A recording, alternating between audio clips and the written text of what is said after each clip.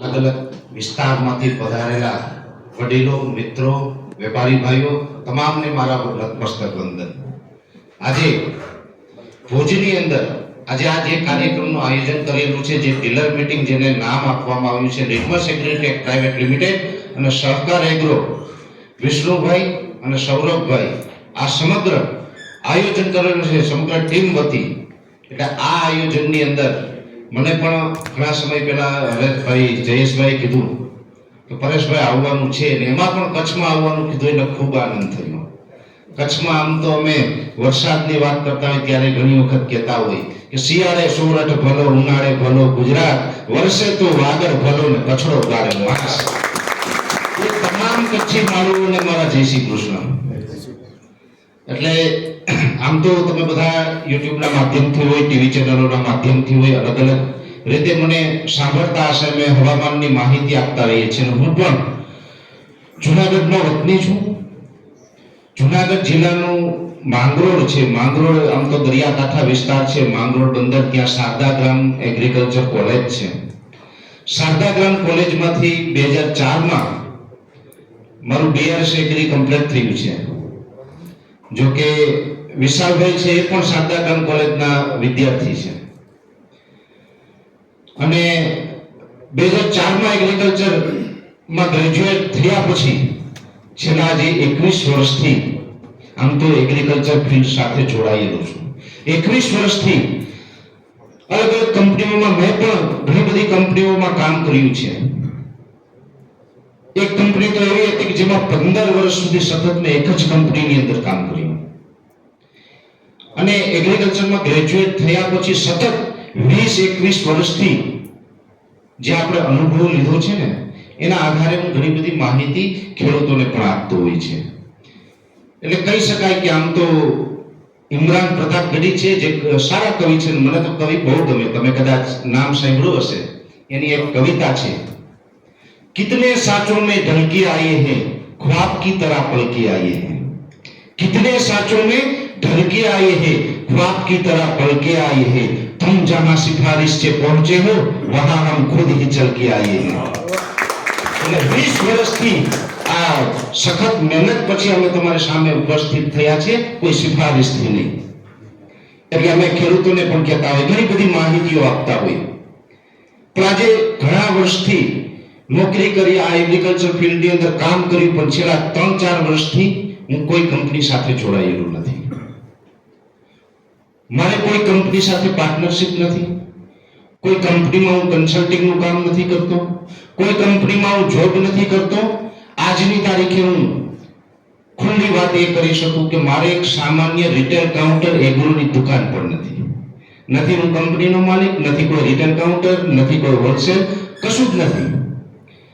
અત્યારે જે મારું કામ છે માત્ર ને માત્ર વેધર ઉપર હું કામ કરું છું, હવામાન ઉપર કામ કરું છું. ઘણી બધી ન્યૂઝ ચેનલો સાથે અમારું ટાઈપ થયેલું છે. યુટ્યુબનું પણ અમારું એક પ્લેટફોર્મ છે. વેધરને લગતા કોઈ પણ ગુજરાતની કોઈ પણ ચેનલ આવી અમે XYZ, ABP અસ્મિતા હોય, TV9 હોય, VTV હોય, G24 કલાક હોય કે XYZ કોઈ પણ ચેનલ હશે, વેધરના તમામ રિપોર્ટ છે જુનાગઢ આપણી ઓફિસમાંથી જાય છે.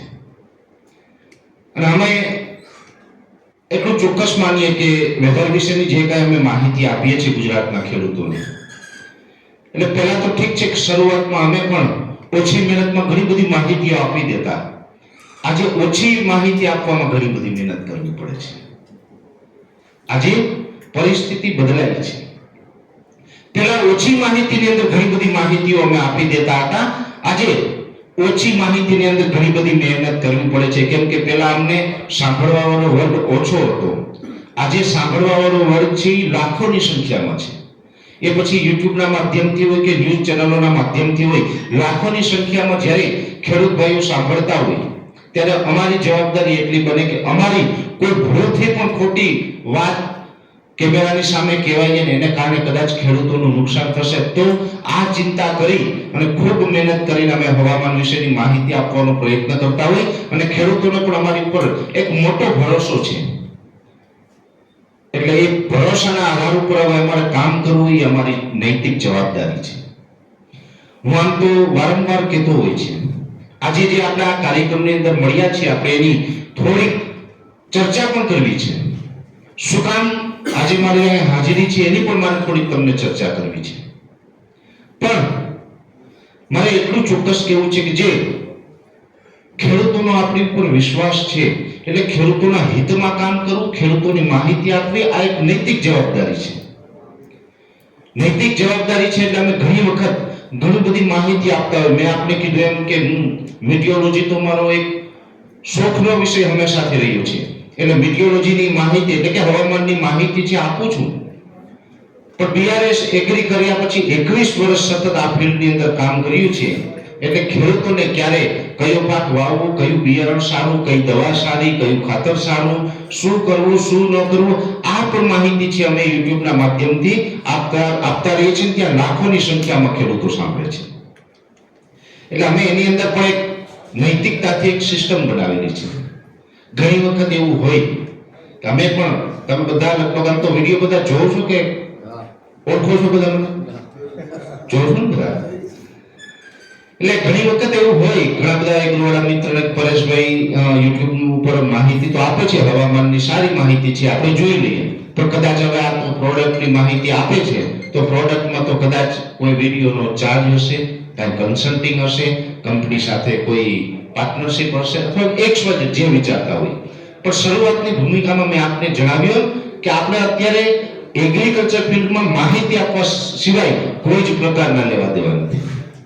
પણ એક ચોક્કસથી છે કે અમે જે માહિતી આપીએ છીએ ને એ માહિતીનો પણ કોઈ પણ કંપનીની પ્રોડક્ટના રિવ્યુ કરીએ એનો કોઈ પણ ચાર્જ નથી. આ તમને જાણીને આશ્ચર્ય પણ થશે ને ગૌરવ પણ થશે. એ ચાર્જ ધારીએ તો આપણે રાખી શકીએ, કેમ કે બધા પોતપોતાનો વ્યવસાય લઈને બેઠા છે. અને હું તો એ પણ માનું કે કદાચ કોઈ સારી પ્રોડક્ટ હોય એનાથી દરેક વેપારી ભાઈઓને પણ જશ મળે કે તમે સારી પ્રોડક્ટ વેચો છો તો ખેડૂતો તમને જશ આપશે કે મેં આ ભાઈ પાસેથી આ પ્રોડક્ટ ખરીદી અને મને ખૂબ સારું પરિણામ મળ્યું. એવું પણ બને અને ખેડૂતોને પણ ફાયદો થાય. તો એમાં ઘણી વખત પૈસા લેવાનું ખોટું નથી. આ પણ એક લોજિક છે. તો અમે એક જ મુદ્દા ઉપર છે કે ગુજરાતના લાખો ખેડૂતોનો જે મારી ઉપર વિશ્વાસ છે ને, આ વિશ્વાસ કોઈ જ કિંમતમાં વેચવાનો નથી. કોઈ જ કિંમતમાં વેચવાનો નથી. એટલા માટે થઈને એના માટે કોઈ ચાર્જ નથી રાખ્યો. હા, એક કન્ડિશનો હોય. કન્ડિશનોની અંદર હું આમ તો હંમેશાથી સ્વદેશીનો આગ્રહી રહ્યો છે. સ્વદેશીનો આગ્રહી એટલા માટે રહ્યો છે કે આપણે જે પણ પ્રોડક્ટ વાપરીએ છીએ, યુઝ કરીએ છીએ, આની અંદર આપણે વિદેશી પ્રોડક્ટ વાપરશું તો ક્યારેય આપણો દેશ સધર ના બને. અને એક વાત એ પણ છે કે આપણા દેશની અંદર આજથી વર્ષો પહેલા ઈસ્ટ ઇન્ડિયા નામની જે કંપની આવેલી, ઈસ્ટ ઇન્ડિયા કંપની પહેલા વેપાર કર્યો, વેપાર કર્યા પછી આપણે ગુલામ બનાવ્યા અને આપણા બાપ દાદાઓને 200 વર્ષ સુધીની ગુલામી કરવી પડી. એટલા માટે પણ અમે એમ કહેતા હોય કે સ્વદેશી પ્રોડક્ટ અપનાવો. સામાન્ય રીતે જોવા જઈએ તો આપણે ભારત દેશ એ ખૂબ વિચિત્ર દેશ છે ને વિશ્વની અંદર ભારત દેશની વિચારધારા, ભારત દેશ જેવો દેશ લગભગ પૃથ્વીના કોઈ ભૂભાગની અંદર જોવા નહીં મળે. અહીંયા અલગ અલગ ભાષાઓ બોલાય છે, અલગ અલગ જાતિઓ છે, અલગ અલગ વ્યવસાયો છે. અને એક દેશની અંદર બે દેશ છે એવું પણ ઘણી વખત કહું છું. મને આમ તો ખેડૂત ભાઈઓ સાંભળતા હોય તો હું જે વાત બોલું એ જ હવામાન વિભાગના અધિકારી ટીવીના માધ્યમથી બોલીને જાય. પણ ખેડૂતોને મજા ના આવે. શું કામ? તો કે અડધું હિન્દી બોલશે, અડધું ઇંગ્લિશ બોલશે. હું એકદમ શુદ્ધ ખેડૂતની ભાષા બોલવાનો ખેડૂતનો દીકરો છું. શુદ્ધ ભાષા બોલું છું, મારા ખેડૂતને સમજાય એવી ભાષામાં વાત કરું છું. એટલે હું ઘણી વખત એમ કહેતો હોય કે એક દેશની અંદર બે દેશ છે. કદાચ એ લોકો ઇન્ડિયામાંથી બોલતા હશે, હું ભારતમાંથી બોલું છું. ભારતનો નાગરિક છે, ભારતમાંથી બોલું છું. તો હંમેશા મારો આગ્રહ પણ એવો હોય કે ભારતની પ્રોડક્ટ જ આપણે બધાએ વાપરવી. આપણા દેશની અંદર 140 કરોડ નાગરિકો છે. આપણે 140 કરોડ નાગરિક સવારે ઉઠીને 1 રૂપિયો પણ ડાયરેક્ટ આપણે નથી કમાતા.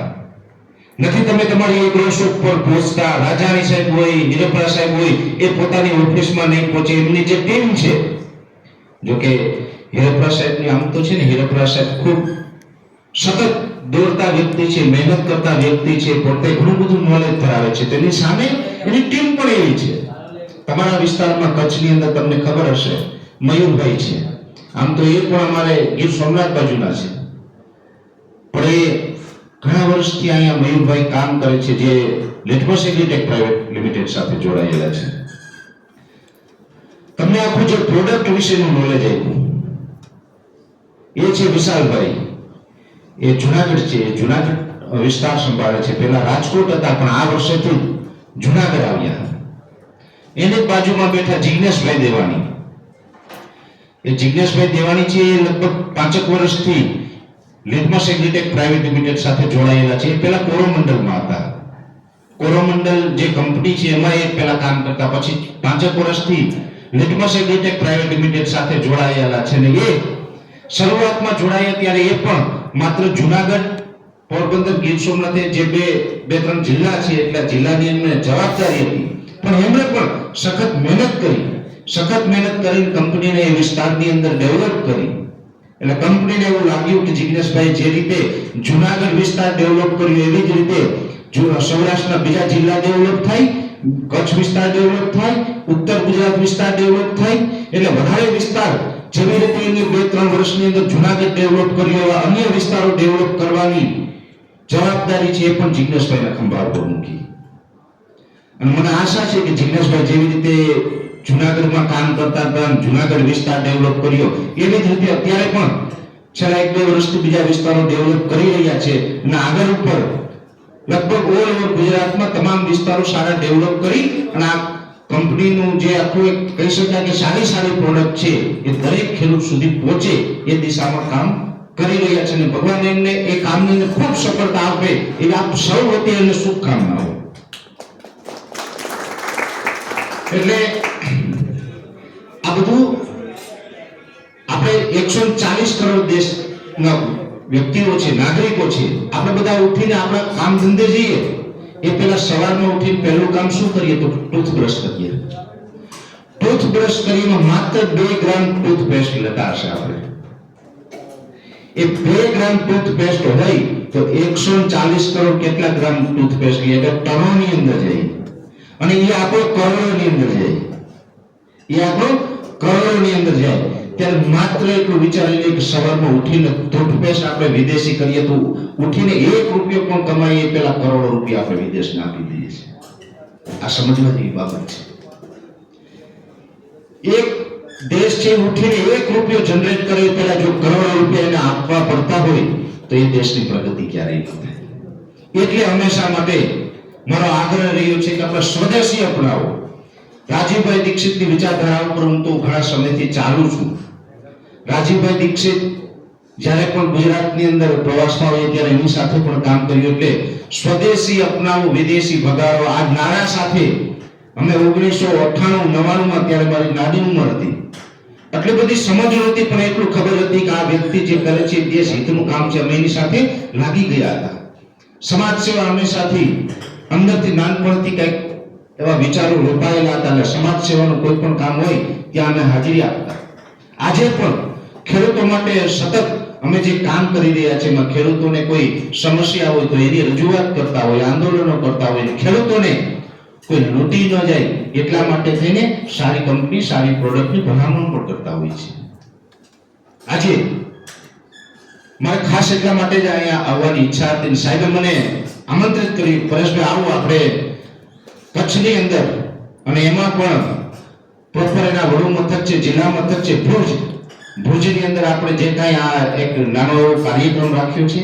એટલે મને એમ લાગ્યું કે કચ્છી માણસોને આપણે મળીએ, બધા સાથે રૂબરૂ મુલાકાત થાય તો મને પણ ઘણું બધું જોવા મળે, જાણવા મળે, સમજવા મળે. ત્યારે મને અહીં આવીને એટલું તો સમજવા ચોક્કસથી મળ્યું છે. ઘણા બધા આપણા વેપારી ભાઈઓ છે એકદમ ઉત્સાહથી આવેલા છે કે ના ભાઈ કાંઈક આપણે કંપની વિશે જાણશું, જોશું, સમજશું અને સારી વસ્તુ હશે તો એ આપણે ખેડૂત સુધી પહોંચાડવાનો પ્રયત્ન કરશું. ઘણા બધા મિત્રો હશે કદાચ વિષ્ણુભાઈના સંબંધી સર્વે આવ્યા હશે કે નહીં જાય તો વિષ્ણુભાઈને ખોટું લાગશે. આમાં આવું હોય રાજાની છે કે હવે મીટિંગ તો છે, આજે રવિવાર છે, અઠવાડિયામાં એક દિવસ આપણે રજાનો મળતો હોય, પરિવાર સાથે રહેવાનો મોકો હતો, પણ વિષ્ણુભાઈનું આમંત્રણ છે ને વિષ્ણુભાઈ સાથે સંબંધો સારા છે, કદાચ નહીં જાય તો વિષ્ણુભાઈને ખોટું લાગશે, લાવ જરાક મોઢું બતાવી આવો. એવું પણ ઘણી વખત હોય. પણ આજે હું એટલું ચોક્કસથી તમને વિશ્વાસ અપાવવા માંગુ છું, કદાચ તમે મોઢું બતાવવા આવ્યા હોય ને તો પણ મારી વાત તમે માત્ર થોડીક ટૂંકી વાત કરવાનો છે, સાંભળજો. અને તમારો ધક્કો છે ને એ મોઢું બતાવવામાં કદાચ જે તમે સમય ફાળવ્યો હશે, તમે તમારા પરિવારને આજે રવિવારનો સમય નહીં આપ્યો હોય અને આજે આ કાર્યક્રમની અંદર સમય આપ્યો હશે ને એ સમય તમારો ચોક્કસથી ફેલ નહીં જવાની જવાબદારી છે.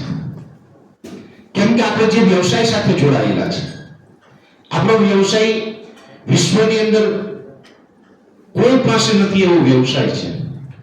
આ વ્યવસાય તો એવો છે કે આને આપણે એક સમાજ સેવાનું સ્વરૂપ પણ આપી શકીએ. આ વ્યવસાય તો એવો છે કે જેના માધ્યમથી દેશની ઇકોનોમી પણ બદલી શકે. આ વ્યવસાય તો એવો છે કે જેના આધારે આપણે આપણું પર્યાવરણ પણ બદલાવી શકીએ.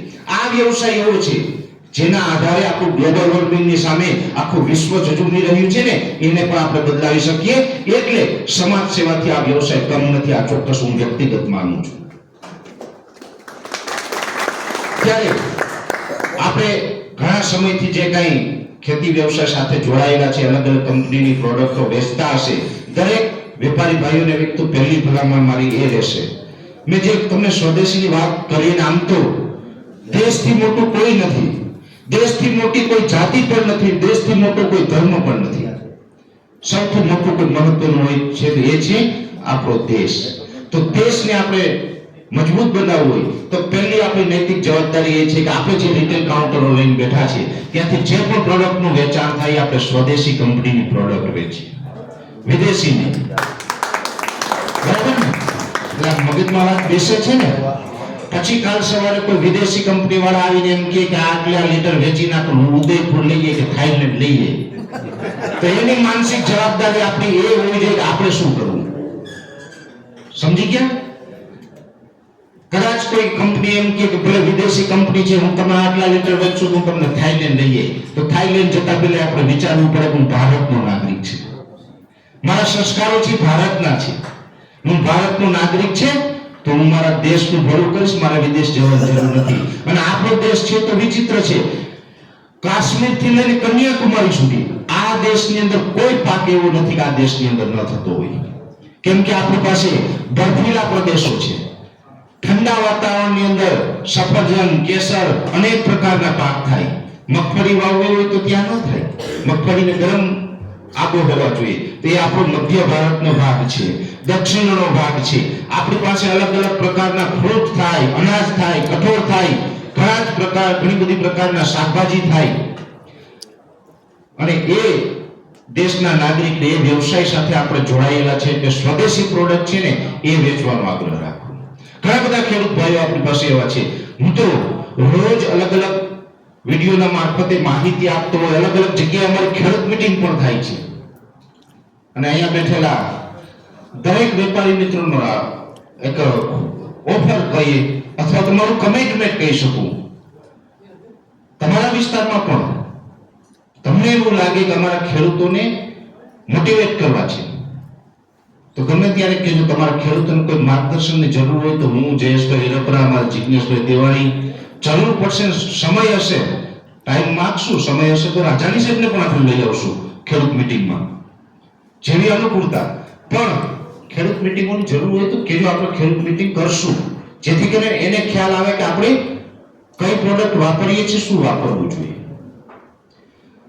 પ્રોડક્ટની વાત આવે એટલે એટલું ચોક્કસ કે લિટમસ એગ્રીટેક પ્રાઇવેટ લિમિટેડ અને એની અમુક પ્રોડક્ટ, એના વિશે મારે તમને બે લીટીમાં વાત કરવી છે. લિટમસ એગ્રીટેક પ્રાઇવેટ લિમિટેડ ઠીક છે કે ઘણા બધા વેપારી ભાઈઓ અહીં બેઠા છે, એના માટે કંઈક નવું નામ હશે, કંઈક નવી પ્રોડક્ટ હશે.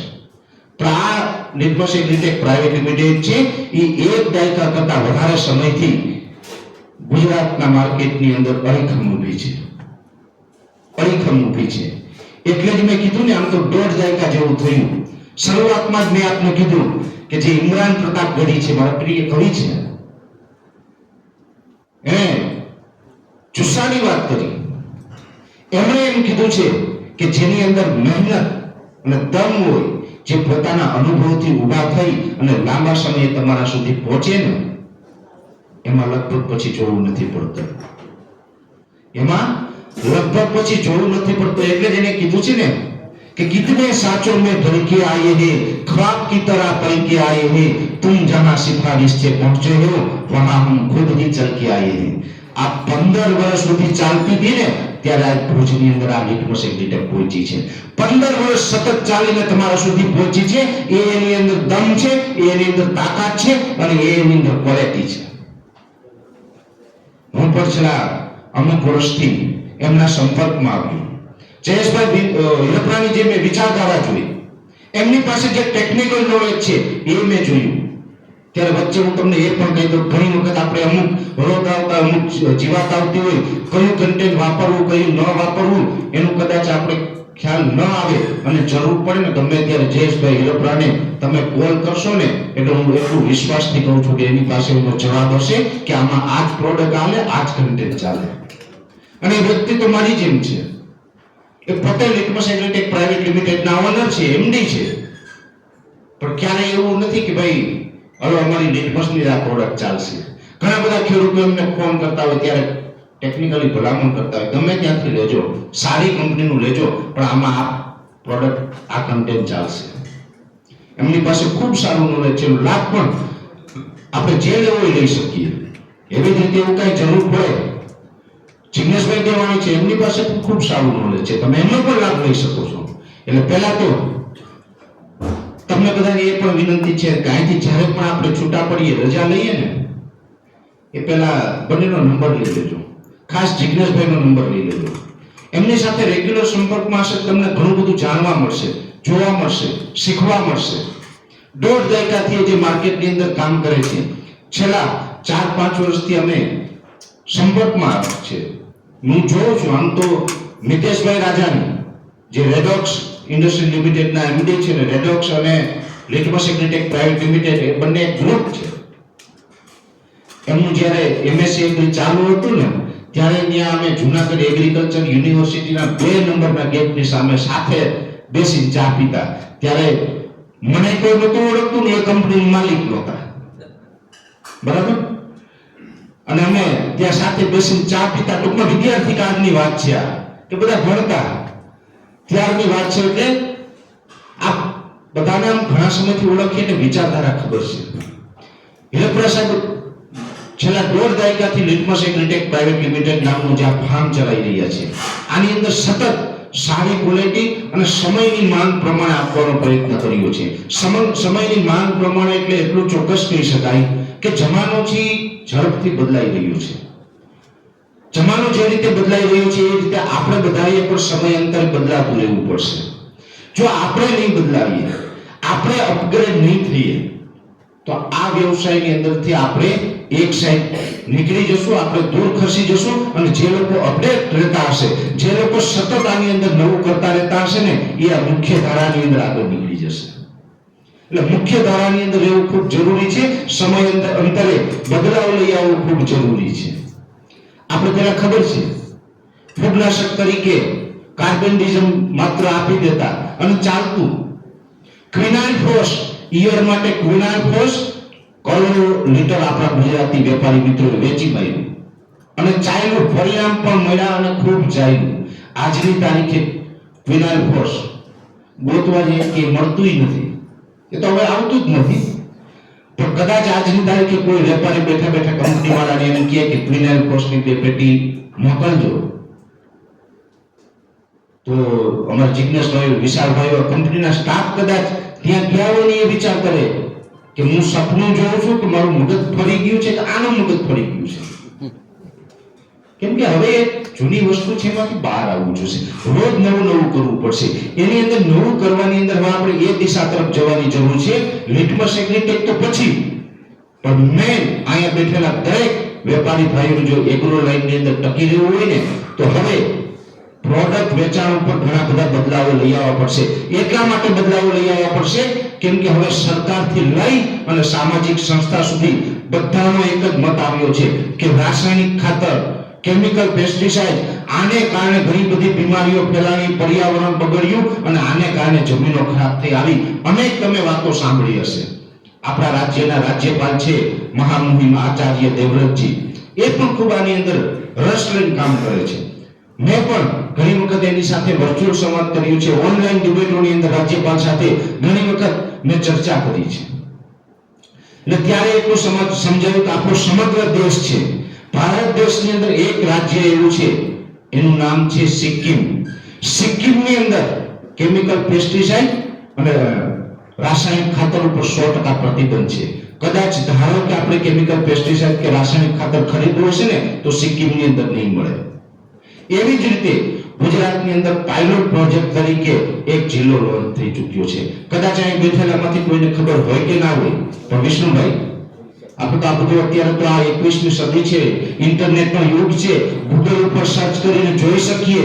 ગૂગલ ઉપર સર્ચ કરીને જોશો એટલે ખ્યાલ આવશે. ડાંગ જિલ્લો, ડાંગ જિલ્લો છે ને પાયલોટ પ્રોજેક્ટ તરીકે ડાંગ જિલ્લાને અહીંયા પ્રમોટ કર્યો છે.